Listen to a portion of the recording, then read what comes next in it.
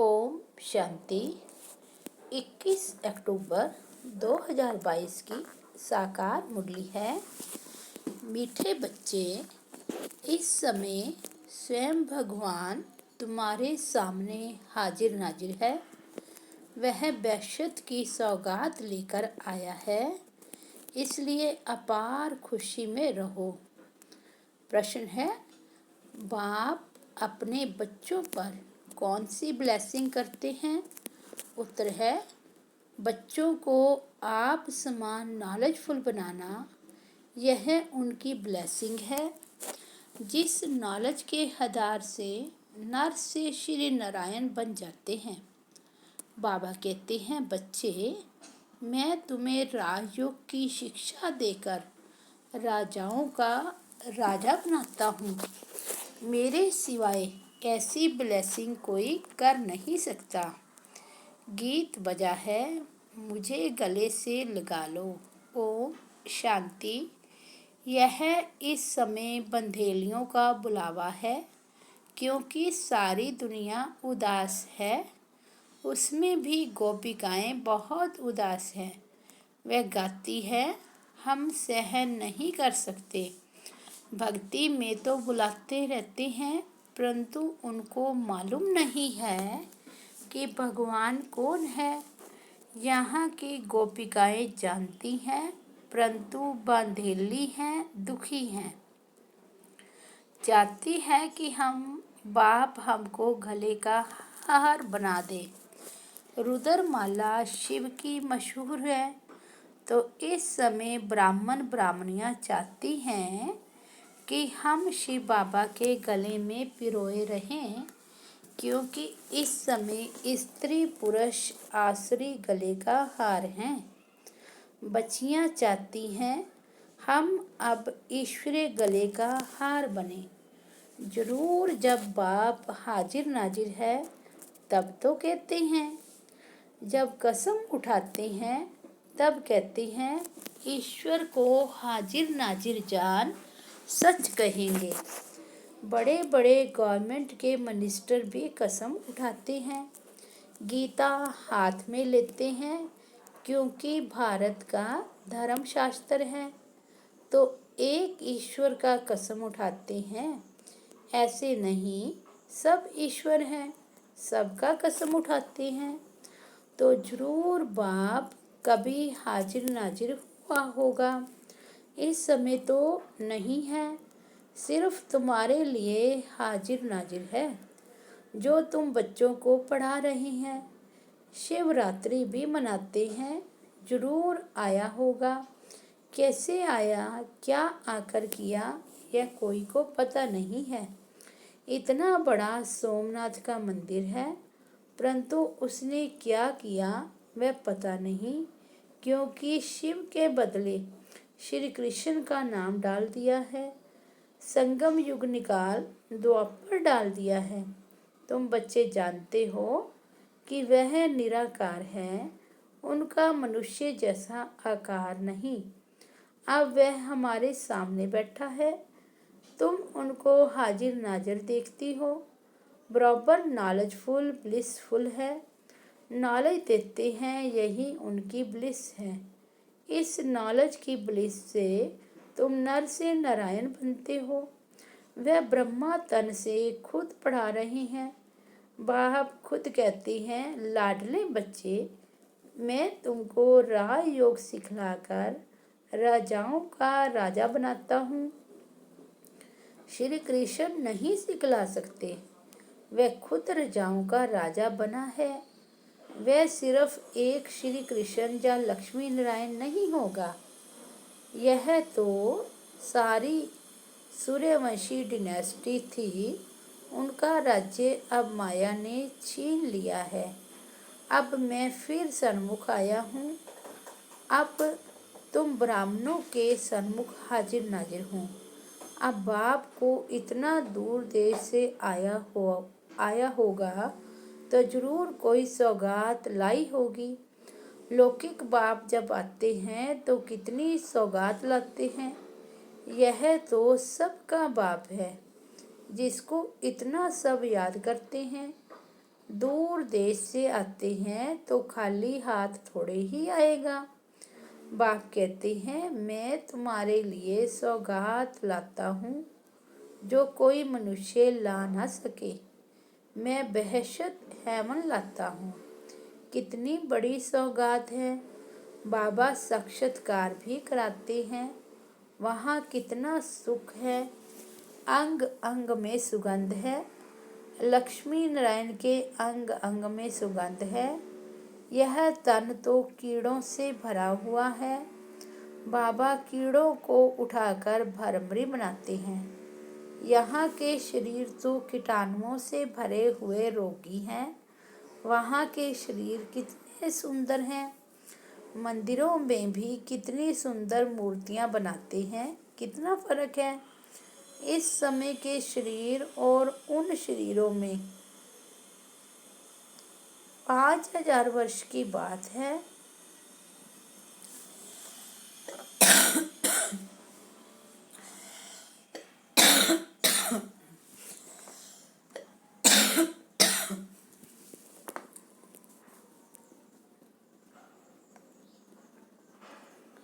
यह भारत इंद्रप्रस्थ था। वहाँ आत्मा भी पवित्र थी तो शरीर भी पवित्र था।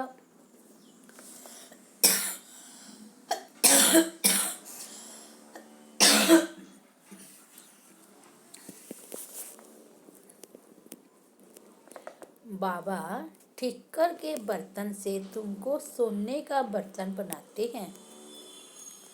बाप तुम्हारी पूरी सर्विस कर क्या से क्या बनाते हैं। बाप का भी क्या पार्ट है। फिर टीचर और सतगुरु का भी पार्ट बजाते हैं। उनको कोई बाप टीचर गुरु नहीं। तुम्हारे लौकिक बाप का तो बाप टीचर गुरु जरूर होगा।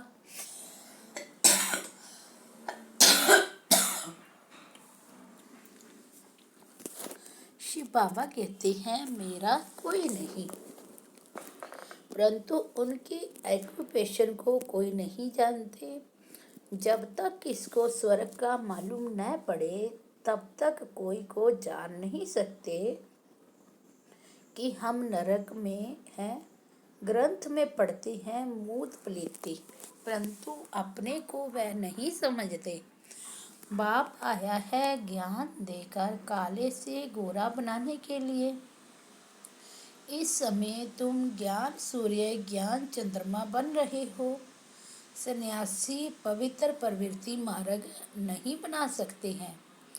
वह यह नहीं कह सकते कि हम तुमको राजाओं का राजा बनाते हैं। वह निर्वृत्ति मार्ग के हैं। डर कर घर बार छोड़ जाते हैं।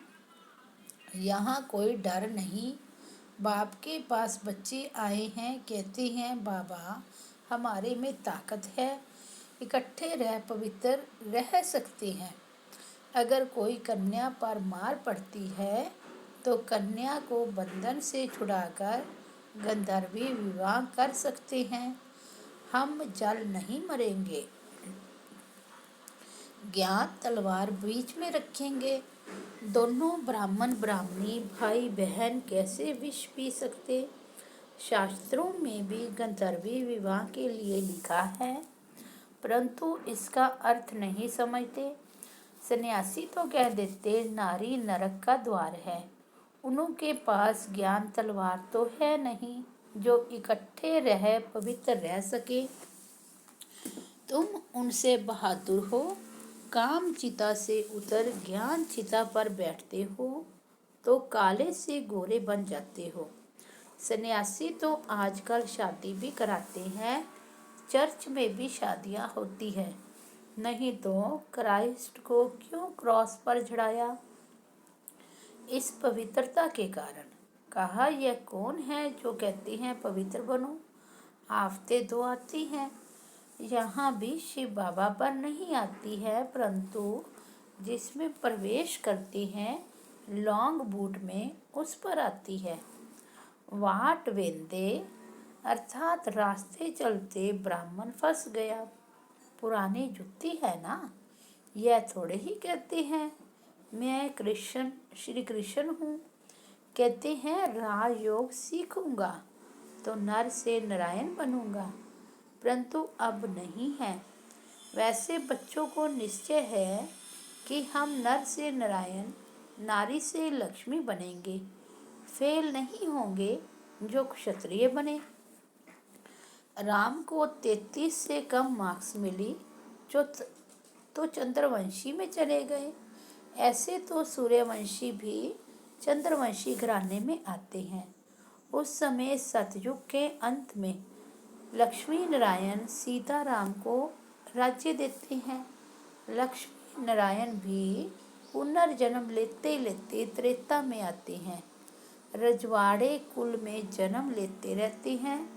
फिर सीता राम नाम चला आता है, लक्ष्मी नारायण नाम खलास हो जाता है। अब प्रश्न पूछता हूँ, सवदर्शन चक्र कौन सा है? 1-2 से पूछा। हाँ, यह है चक्र। कैसे देवता से क्षत्रिय, वैश्य, शूद्र अब ब्राह्मण वर्ण में आते हैं।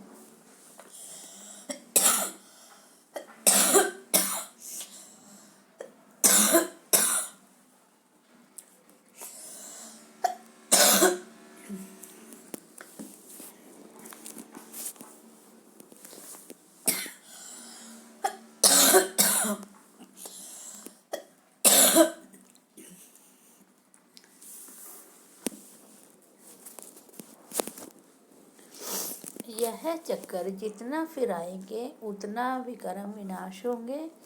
इससे रावण का गला कटता है। तुम बच्चों का बेहद के बाप से अथाह प्यार है। तुम कहते भी हो बाबा, हम आपका बिछड़ना सहन नहीं कर सकते। ऐसी बच्चियां भी हैं जो बंधन में हैं, तड़पती हैं, क्योंकि यह है माता पिता। एक तो माता जगदम्बा है जिसको सब याद करते हैं, परंतु जगत अम्बा का पिता कौन है यह किसको पता नहीं है। ब्रह्मा सरस्वती का बाप है। पुजारी लोग यह नहीं जानते कि यह सरस्वती ही फिर लक्ष्मी बनती है, फिर 84 जन्म ले फिर यह सरस्वती बनती है। यह ज्ञान इस बाबा के पास थोड़े ही था। इसमें ज्ञान होता तो जरूर किसी गुरु से मिला हुआ होता। फिर उस गुरु की महिमा भी करते, फिर उस गुरु के शिष्य भी होते, वह भी बताते। परंतु बाबा का कोई साकार गुरु नहीं है। बाप कहते हैं, मैं तुम्हारा बाप टीचर गुरु हूँ। मैं इस पुरानी जुत्ती में बैठ पढ़ाता हूँ। तो यह फिर माता हो गई, इसलिए उनको माता पिता कहते हैं। तो माता पिता जो गाते हैं वह ब्रह्मा सरस्वती को नहीं कह सकते। ब्रह्मा थोड़े ही वैकुंठ का रचता है। बाप तो बाप है और यह ब्रह्मा तुम्हारी मम्मा है। कलश पहले इनको ब्रह्मा को मिलता है, परंतु सरस्वती की महिमा बढ़ाने के लिए उनको आगे रखा है।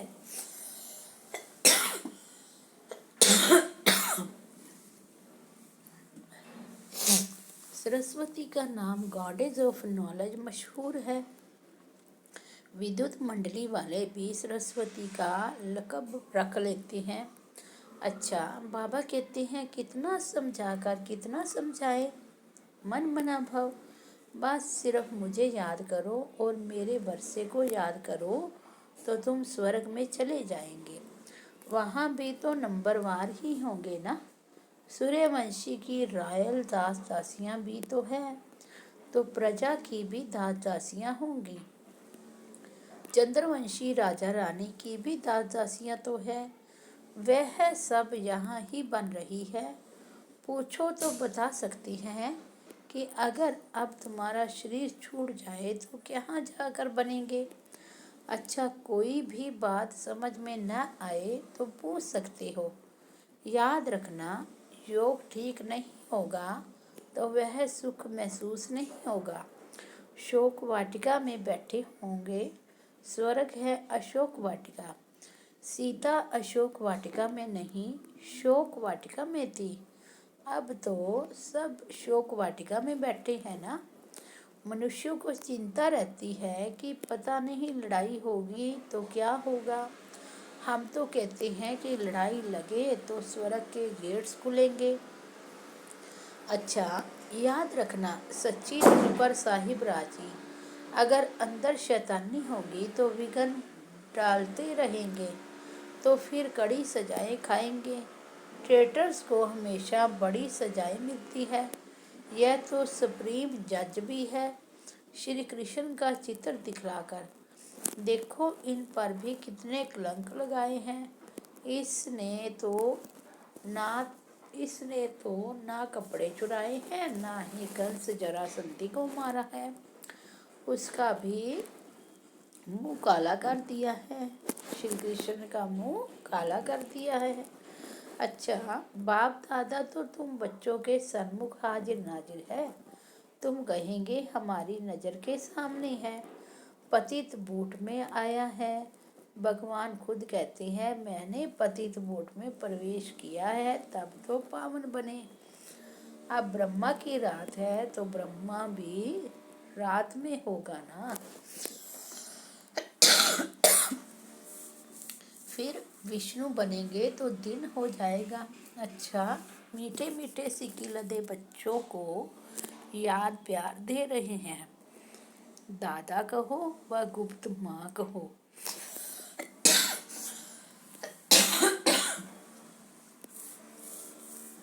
वंडरफुल राज है। बाप दादा मीठे मीठे बच्चों को नंबरवार पुरुषार्थ अनुसार क्यों कहते जानते हो? बाबा प्यार तब करेंगे जब बाबा मुआफिक सर्विस करते होंगे।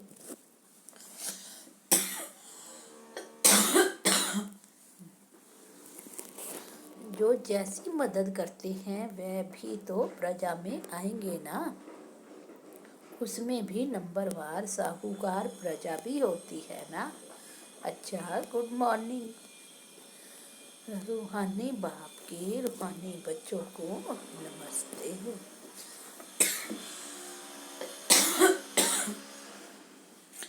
हम रूहानी बच्चों की रूहानी बाप दादा को याद प्यार, गुड मॉर्निंग और नमस्ते। धारणा के लिए मुख्य सार है, फर्स्ट पॉइंट है, सच्चे साहिब को राजी करने के लिए बहुत बहुत सच्ची दिल रखनी है। कोई भी विघ्न नहीं डालना है। दूसरा पॉइंट है, सुख का अनुभव करने के लिए अपना योग ठीक रखना है। सब दर्शन चक्कर फिराते विकर्मों को भस्म करना है। वरदान है, न्यारी अवस्था में स्थित रह हर कार्य करने वाले सर्व के व परमात्म प्यार के अधिकारी भव। जैसे बाप सबसे न्यारा और सबका प्यारा है, न्यारापन ही प्यारा बना देता है। जितना अपनी देह के भान से न्यारे होते जाएंगे उतना प्यारा बनेंगे। बीच बीच में प्रैक्टिस करो। देह में प्रवेश होकर कर्म किया और अभी अभी न्यारे हो गए। ऐसी न्यारी अवस्था में स्थित रहने से कर्म भी अच्छा होगा और बाप के व सर्व के प्यारे भी बनेंगे। परमात्मा प्यार के अधिकारी बनना कितना बड़ा फायदा है। स्लोगन है, शुभ भावना का स्टॉक फुल हो तो व्यर्थ को फुल स्टॉप लग जाएगा। मातेश्वरी जी के अनमोल महावाक्य हैं, आत्मा कभी परमात्मा का अंश नहीं हो सकती। बहुत मनुष्य ऐसे समझते हैं कि हम आत्माएं परमात्मा की अंश है। अब अंश तो कहते हैं टुकड़े को। एक तरफ कहते हैं परमात्मा अनादि और अविनाशी है, तो ऐसे अविनाशी परमात्मा को टुकड़े में कैसे लाते हैं? अब परमात्मा कट कैसे हो सकता है? आत्मा ही अजर अमर है तो अवश्य आत्मा को पैदा करने वाला अमर ठहरा। ऐसे अमर परमात्मा को टुकड़े में ले आना गोवा परमात्मा को भी विनाशी कह दिया। लेकिन हम तो जानते हैं कि हम आत्मा परमात्मा की संतान हैं, तो हम उसके वंशज ठहरे, अर्थात बच्चे ठहरे। वो फिर अंश कैसे हो सकते हैं? इसलिए परमात्मा के महावाक्य है कि बच्चे, मैं खुद तो इमॉर्टल हूँ, जागती ज्योत हूँ, मैं दीवा हूँ, मैं कभी बुझता नहीं हूँ, और सभी मनुष्य आत्माओं का दीपक जगता भी है तो बुझता भी है। उन सबको जगाने वाला फिर मैं हूँ, क्योंकि लाइट और माइट देने वाला मैं हूँ। बाकी इतना जरूर है, मुझ परमात्मा की लाइट और आत्मा की लाइट दोनों में फ़र्क अवश्य है। जैसे बल्ब होता है, कोई ज़्यादा पावर वाला कोई कम पावर वाला होता है, वैसे आत्मा भी कोई ज़्यादा पावर वाली कोई कम पावर वाली है। बाकी परमात्मा की पावर कोई से कम ज़्यादा नहीं होती। तभी तो परमात्मा के लिए कहते हैं वह सर्वशक्तिमान है, अर्थात सर्व आत्माओं से उसमें शक्ति ज़्यादा है। वही सृष्टि के अंत में आता है। अगर कोई समझे परमात्मा सृष्टि के बीच में आता है, अर्थात युगे युगे आता है, तो मानो परमात्मा बीच में आ गया, तो फिर परमात्मा सर्व से श्रेष्ठ कैसे हुआ? अगर कोई कहे परमात्मा युगे युगे आता है, तो क्या ऐसा समझे कि परमात्मा घड़ी घड़ी अपनी शक्ति चलाता है? ऐसे सर्वशक्तिमान की शक्ति इतने तक है, अगर बीच में ही अपनी शक्ति से सबको शक्ति अथवा सद्गति दे देवे, तो फिर उनकी शक्ति कायम होनी चाहिए। फिर दुर्गति को क्यों प्राप्त करते हो? तो इससे साबित है कि परमात्मा युगे युगे नहीं आता है, अर्थात बीच बीच में नहीं आता है। वो आता है कल्प के अंत समय, और एक ही बार अपनी शक्ति से सर्व की सद्गति करता है। जब परमात्मा ने इतनी बड़ी सर्विस की है, तब उनका यादगार बड़ा शिवलिंग बनाया है और इतनी पूजा करते हैं, तो अवश्य परमात्मा सत्य भी है, चैतन्य भी है और आनंद स्वरूप भी है। अच्छा, ओम शांति।